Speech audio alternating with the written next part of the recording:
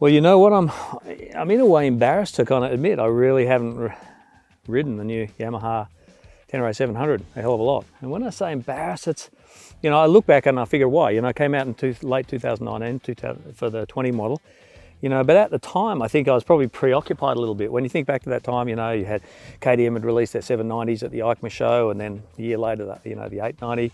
You know, Norden, I think by 2019 at that EICMA show, had announced their new 901. You know, there were new models coming out from the BMWs, from the Honda Africa Twins, from the Triumphs of the world. So in a little way, probably, you know, the Tenere was sort of launched into the shadow of those bikes, at least in my mind, right? So for the Tenere Tragic guys, you know, it was Hail Mary. It was like, oh my God, you know, it had been a long time coming. But for those guys, the step up to the parallel twin, you know, that cross-plane engine, beautiful engine by all accounts, you know, was something pretty special. But I think for a lot of other people, probably the Tenere flew under the radar a bit, just in the context of what was going on in the adventure bike market a little bit. So, but you know, then a funny thing happened, I guess, over the last couple of years. You know, I had mates and colleagues and all sorts of people in the industry coming to me and telling the same old stories, like, my God, the engine on this thing, you know, it might be simple. There's the, you know, a lot of the marketing jingo that went along with it was no gimmicks, which was a sort of roundabout way of saying there's no electronic for which you're not paying. You know, at 17,500 odd right away, I think when it first came out, it was obviously one of the, you know, most aggressively priced bikes on the market, and did particularly well. But you know, it was that talk of it being a big dirt bike, not a sort of like a rejigged road bike. You know, with a beautiful sort of stable chassis, great traction, humming engine, just did all the right things, but no gimmicks, no fanfare about it.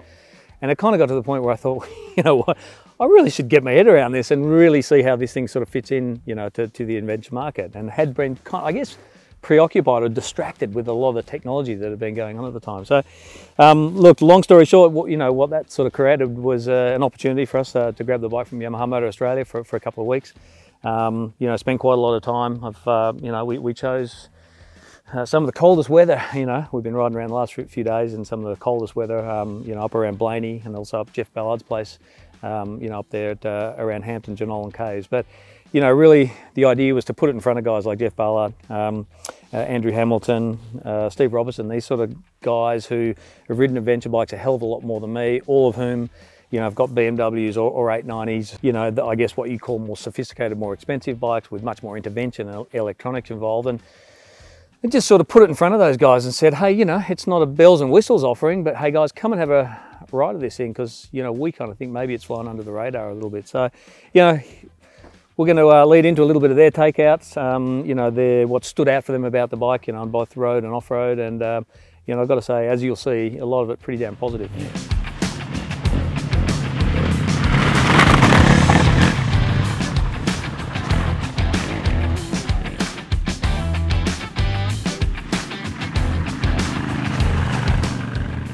We're in Tenere mode, which is pretty cool. I have had a bit of experience with them before. A mate of mine's got one, a couple of mates actually. I've been on some quite long adventure rides we've swapped and stuff like that. Straight off the bat, I want to say that I've never really been a great fan of the Teneres in the past. The, you know, undersprung, I thought mega undersprung in some ways. And sorry about the Tenere Tragic dudes, but I'm a fan now, I want to let you know that. I have been for a little while. I know a little bit about these bikes, and as I said, I have swapped around. The thing that surprised me the most when I swapped, I mean, I've done more riding here, it's like getting back into that mode again, and it's a good refresher on things, you know, because it has been a few months. So, yeah, but when you know, one of the things I thought, oh, smaller engine, 700 cc's, and, you know, some of them are bigger and all this sort of stuff. I thought, oh, maybe this thing's, you know, okay on the road, and I found it actually amazing on the road. I thought the engine was something that really helped it, and it just sings along the highway really well. And, you know, and I was impressed in the dirt, very much impressed in the dirt with the thing. And so then to get on the tar, I was like thinking, well, it won't be as good in the tar for what it is, but it was actually really, really good. So pretty much straight off the bat with the Tenere, the first time they came out, I was impressed with them. In this little refresher course here, we've done all sorts of stuff. The conditions are a bit muddier and things like that. I've played around again with, you know, the ABS and stuff like that. So, you know, I've learned a little bit more or thought a bit more about it because I've never really been asked about the Tenere before. So it's a little bit different angle, I suppose. The engine, to me, the engine is really one of the major things that makes it work. Obviously, the chassis is bloody good. They've got a lot of points between the bars and the foot pegs and all that. They're in the right spot. So, you know, there is a lot of good bikes out there now. I know that. I have swapped and done a lot of jumping on other mates' bikes, but one thing is for sure is this is one of the good ones. You know, it's very stable, very smooth. Gearbox is good. I love that. The power is the key, though. I think it really does help this bike put it where it is. In my brain, it's right up there. So, but yeah, you know, maybe it doesn't look the most modern. It doesn't have the highest tech, electronics, etc.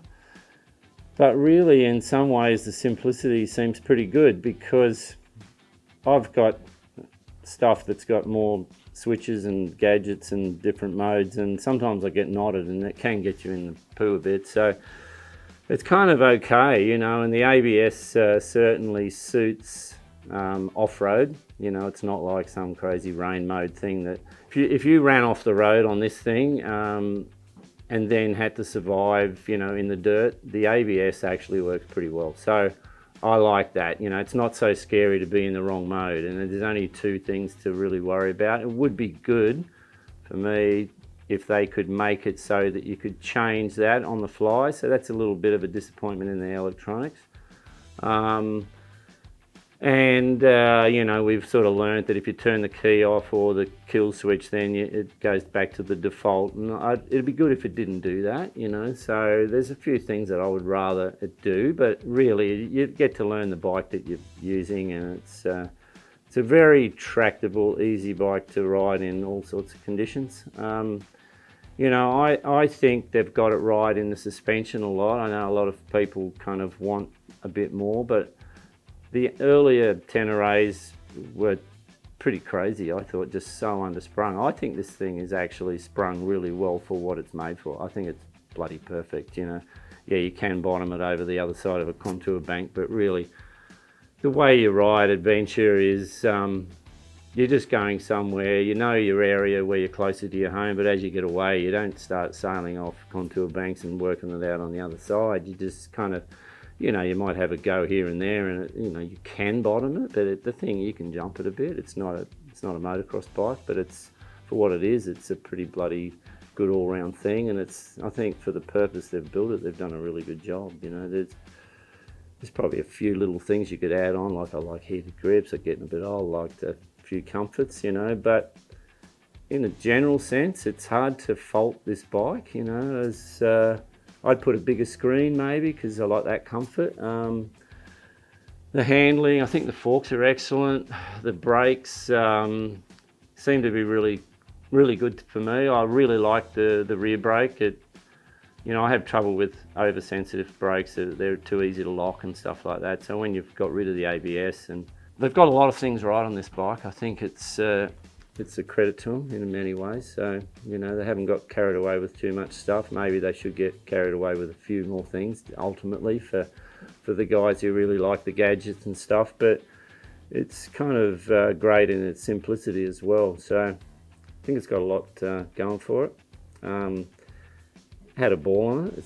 It's a fun engine, you know. So yeah, you know, I like it.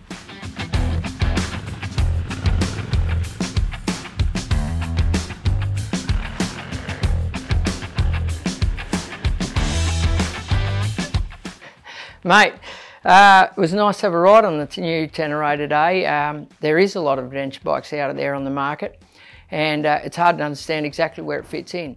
That said, straight out of the box, it's got some really great features. You know, right from its motor to start with is smooth, predictable. The gearbox on it is quite smooth also. I didn't find any clunkiness in the gear change, both in the bush or on the road. The chassis and frame and suspension itself felt really sure-footed. Today was quite wet, as you saw. We're in the forest area, slippery, rocks, and the bike never murmured, felt quite sure-footed. In fact, probably much more so than I'm a bit used to the bikes that I'm riding at the moment. I'd say the 21-inch wheel plays big play into that, and the bike definitely delivers smooth power. I've ridden quite a few of the others, 890s, 701s, Ducatis, and all of them I felt were a little bit raw at certain stages, particularly the KTM for me, not being as experienced rider as a lot of other riders out there. So in a general sense, I thought the motor delivered power real smooth, and it was sure-footed and gave me a lot of confidence, which, you know, and when you're riding out there and things pop up at you in the bush, that allows you to ride safely and with confidence. So that was good. The brakes were great, particularly the rear brake actually. It wasn't as grabby as a lot of the new ones, gave me a lot of feel through the foot, and the front brake was generally quite sound. The chassis, when you stand up, and the foot peg relationship to the handlebar was also quite good, comfortable. I did feel the bike was a little bit bigger between the girth than a few of the other bikes that I've ridden. I'm sure you could adjust those. I believe there's probably a wider foot peg, because I just felt like my feet needed to be spread just a little bit wider. But, you know, in general sense, that's not such a big thing in the big scheme of things. Standard tyres, probably Scorpions. I'm not sure whether they're standard on the bike, but they were quite good, both on the tar and on the dirt. And I found on the road, which is probably the big take home for me, when you're riding adventure bikes, you want a bike that's going to give you the best of both worlds all the time, or as best that you can. Some people buy a particular bike because they ride more in the dirt and a tighter sort of terrain, but I felt this bike as an all-round bike, particularly on the road.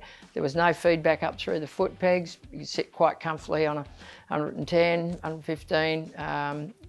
Yeah, great motorbike. Maybe when you load it up with a bit of gear and a bit of luggage on it, it might have been a little bit shortcoming with a few ponies, I guess. If you're used to sort of pulling out and overtaking things, you need to anticipate that a little bit more with a 700, because, you know, obviously just not quite as much power. But that said, I guess once you were used to all those characteristics of the bike, there'd be no question about the bike delivering for you. As a mid-size bike in the adventure market, and price point in particular, I would say straight out of the box, I would definitely buy one, no question.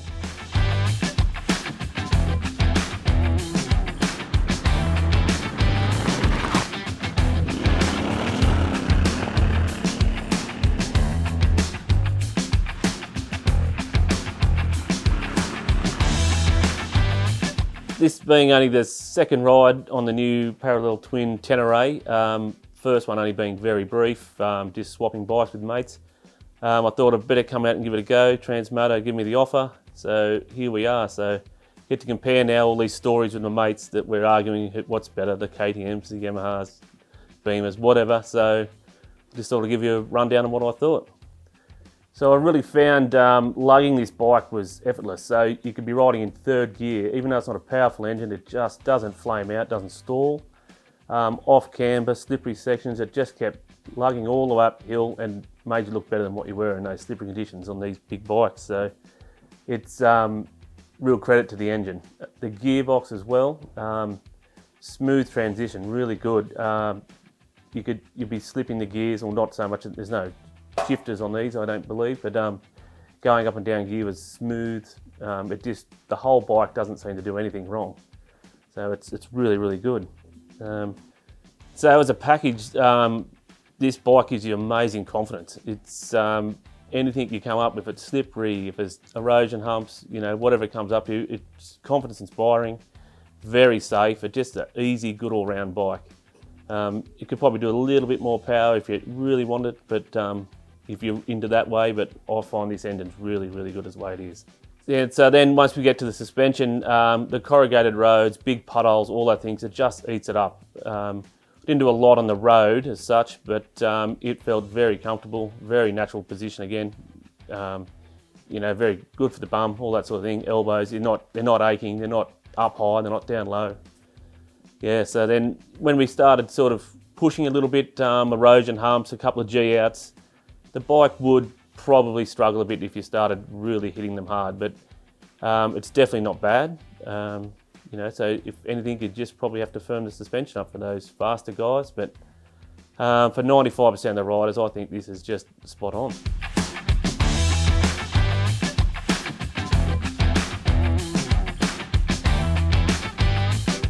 So that's some pretty interesting feedback from the boys, and I would think that if you had to encapsulate what they said, it's a real endorsement for this bike. You know, it's not, you know, 204 kilograms and around 70 horsepower. From a power to weight ratio, it's not killing, you know, not killing everything else on paper. From a looks perspective, it's probably not the, you know, from a silhouette, not the fanciest looking thing. From an electronic sophistication point of view, again, doesn't top the charts, but there's something, I think what's really clear is that Yamaha's got the fundamentals of this bike right. The chassis balance, you know, the engine, the tractability, the usability, the user-friendly. It's a really raw, and it's a really cool riding experience because you get on and it gives you very, very few surprises. So I guess just really to put that feedback that the boys have given us in context, you know, there are a few differences. The bike comes out with Pirelli Scorpion Rally SDR tyres, a little bit more road going than what we got on here. We got a Dunlop 952 on the front and a Pirelli Scorpion on the rear, just because we knew we were coming off road and we knew we had a bit of wet weather. So there was that. We exchanged the pillion seat for just, I think it's about $320 rack on the thing. Also, we got some sort of like slightly stronger Barkbuster full wrap handguards on the thing, and as I alluded to, you know, earlier, we've got the Ballard's grip covers, I think they're called, or elephant ears, because it's literally been you know, minus something degrees up here in some of the high country. So, like I said, I think I would have to agree with those guys. Like this bike, you know, I started off by saying I was a little bit embarrassed that I hadn't actually been on this bike as much as I probably should have, because it's a bloody good thing, you know. I guess in the course of the last few years since it was released, you know, the right-of-way price has gone from sort of 17.5 to about 19.4 now, you know, for not a lot of upgrades in the bike. So it's probably fair to say that. On the downside, you know, I think probably, and again, it's, you know, there's nothing to really complain about this bike, but I think just putting it in the context of where it sits in the adventure bike market now, a little bit wide through the legs, you know, so I think, you know, what they've done on the World Rally bike that's coming out, the upspeced Tenere 700 that's coming out early in 2023 for an undisclosed price. But I think some of the takeouts from that, wider pegs, which gives that slight extra girth, you know, it gives you a better stance, don't have to ride a little bit bow-legged on the thing. I think the fact that they've got a split tank and gone 23 litres rather than the 16 on this, at the moment, you know, 330, 350 sort of kilometre fuel range, you know, I think some guys in the adventure market probably demand up around sort of 400s there, and that's a sort of standard in some respects.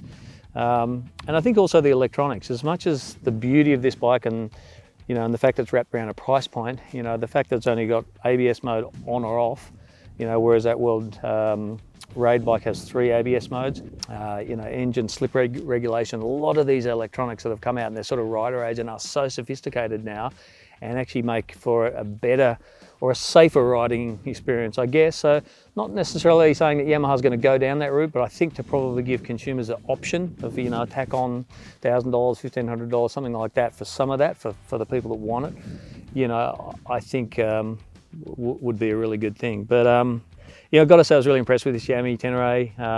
Had a ball. I still got about 4 hours to get back to Sydney tonight, and I'm going to get back there God knows what time tonight, so she's going to be cold. But it's been a great couple of weeks with this bike, done a lot on the road and off-road, and as you would have seen from some of the footage, we really put the thing through its paces, and great to get a really good feel for, you know, the personality of this bike, and I now understand why so many people not only rave about it, but why it's such a big selling machine, you know, in the market, in that adventure market.